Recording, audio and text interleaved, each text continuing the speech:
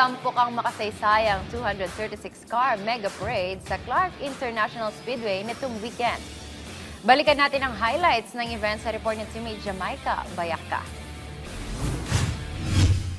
Isang makasaysayang araw para sa Philippine Motorsports ang naitala ng Clark International Festival of Speed o CFOS. Matapos ang matagumpay na 236-car tour, The Elegance Mega Parade sa Clark International Speedway. Pinangunahan ito ni CFOS President Johnny Tan kasama si CDC President Agnes de Vanadera, habang ang renowned racer na si Angie King ang nanguna sa grid sakay ng kanyang Ferrari 458 GT3 na may disenyong watawat ng Pilipinas. Layunin ng festival na isulong ang turismo, camaraderie at international kooperasyon sa pamamagitan ng pagpapakita ng galing at pagkakaisa ng mga enthusiast. Ayon kay Johnny Tan, nagsilbi umano itong kapalit sa traditional na balloon festival sa Clark para bigyan naman ng bagong pakulo ang mga motorsports lovers.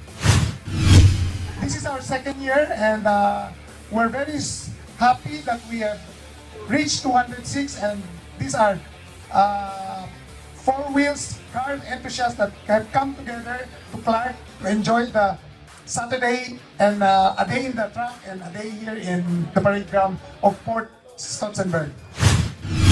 Kasabay ng parade, binigyan din ng parangal ang mga bagong talento sa Famous Shutter Session Contest na nagtataguyod sa motorsports photography at videography sa bansa.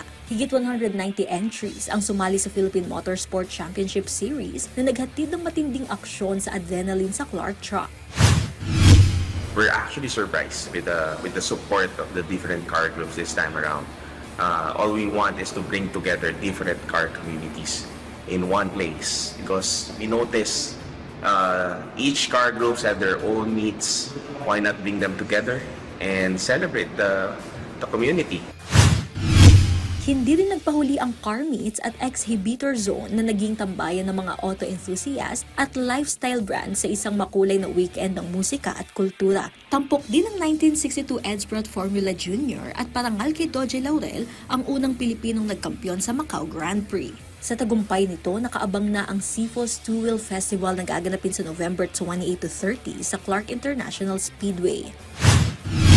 We can only hold our meets in the racetrack when CFOS is here. I hope you guys open the doors more often. Jamaica Bayaka, para sa atletang Pilipino, para sa bagong Pilipinas.